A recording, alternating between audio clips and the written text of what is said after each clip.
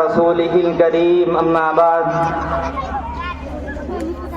فقد قال الله تبارك وتعالى في القرآن المجيد والفرقان الحميد فأعوذ بالله من الشيطان الرجيم بسم الله الرحمن الرحيم لا يأتيه الباطل من بين يديه ولا من خلفه تنزيل من حكيم حميد صدق اللہ العظیم۔ یا رب یہ التجا ہے کرم تو اگر کرے،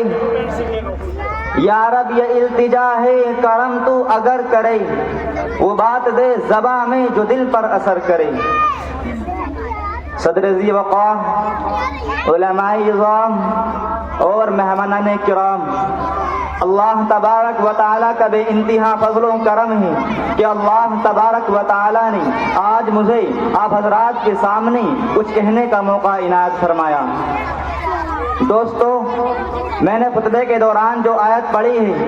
اس آیت کے علاوہ ایک دوسری آیت کے اندر سیرت نبی صلی اللہ علیہ وسلم کو اس کے تمام کمال و جمال کے ساتھ ایسا رکھ دیا ہے جیسے کوزے میں دریا رکھ دیا ہو، اور وہ آیت ہے وَمَا أَرْسَلْنَاكَ إِلَّا رَحْمَةً لِلْعَالَمِينَ۔ اور یہ بات ناقابل تردید حقیقت ہے کہ رب کائنات کے بعد ہمارے سب سے بڑے محسن نہ ہمارے والدین ہیں، نہ ہمارے دوست و احباب ہیں، نہ ہمارے ساتھی اور ہم نشین ہیں، نہ ہمارے اہل و عیال ہیں، بلکہ ہمارے سب سے بڑے محسن، سارے انسانیت کے محسن اعظم، یہاں تک کہ پوری کائنات کے سب سے بڑے محسن کہ جس کے چشمے حیات سے گلشن انسانیت نے زندگی پائی، جیتے ہستی نے کفر و شرک جیسے خطرناک طوفان سے چھٹکارا پایا، سینکڑوں سجداگاہوں پر ٹکنے والی پیشانیوں کو ایک ہی معبود حقیقی کی بارگاہ صدی میں سجدہ ریز ہونے کا اصول سکھایا، جس سے میری مراد سرور کائنات، فخر موجودات، تاجدار بطحاں، ساقی کوثر، شافی محشر،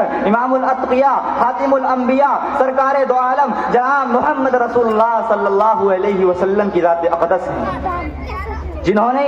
ہمیں ایک خدا سے ملایا، جنہوں نے ایک خدا کا جلوہ دکھایا، جنہوں نے فلک کی بلندی میں، زمین کی پستی میں، دن کی روشنی میں، رات کی تاریکی میں، سورج کی چمک میں، جگنوں کی دمک میں، پھولوں کی مہک میں اور قطروں کی تراوٹ میں ربانی کی سیر کرائی، جنہوں نے خشک میدانوں میں علم و معرفت کے دریا بہائے، جنہوں نے چرواہوں کو امام اور رہبر بنایا، جو مظلوموں کے مددگار، بے آسروں کے آسرا، بیواؤں کا سہارا، یتیموں کے والی، غریبوں کے مولا اور دردمندوں کے درما تھے۔ اور ایسا کیوں نہ ہوتے، آپ صلی اللہ علیہ وسلم کو تو رحمت للعالمین بنا کر کے بھیجا گیا،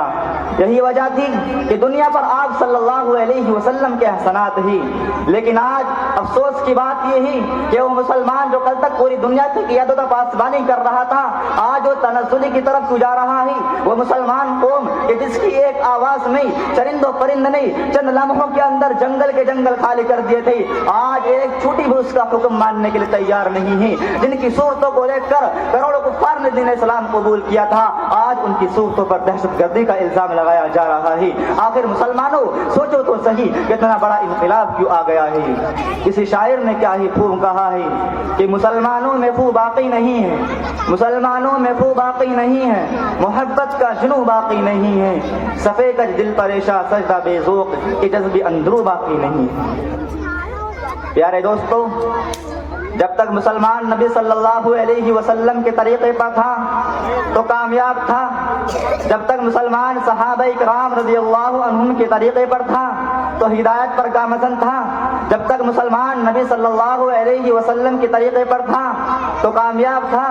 جب تک مسلمان قرآن و حدیث کی روشنی میں فیصلہ کرتا رہا تو دنیا اس کے فیصلوں کو مانتی رہی۔ یہی وجہ تھی کہ جب لوگ دنیا میں تھے تو کامیابی کی زندگی گزارے اور جب مرے تو کامیابی کی موت مرے، لیکن جب مسلمان قرآن و سنت کو پسے پشت ڈال دیں گے، صحابہ کرام رضی اللہ عنہم کی اتباع کو حقیر سمجھیں گے، قرآن و حدیث کے فیصلے کو نہیں مانیں گے تو یہ ذلت کی دار میں نہیں جائیں گے تو کہاں جائیں گے؟ یہ لوگ ہلاک نہیں ہوں گے تو کون لوگ ہلاک ہوں گے؟